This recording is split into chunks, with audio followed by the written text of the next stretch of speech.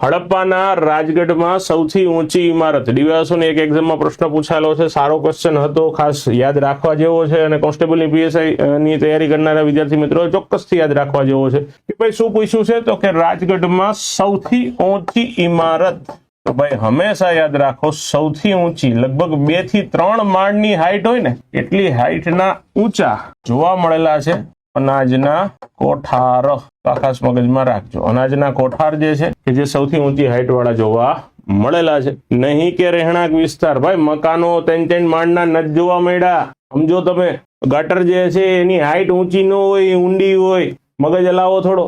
વિશાળ સ્નાનાગૃહ એ ઊંડું હોય, ઊંચું ન હોય. એક જ વસ્તુ અહીંયા કાં મકાન ને કાં કોઠાર, એમાં કોઠાર જે છે એની હાઈટ વધારે હતી. અહીંયા રહેણાંક વિસ્તારો જે છે 1 કે વધીને 2 માળ, એનાથી વધારે નથી જોવા મળ્યા, ના 3-3 માળ જેટલી હાઈટ હતી અનાજના કોઠારની. ધેટ્સ વાય અહીંયા B is the right answer.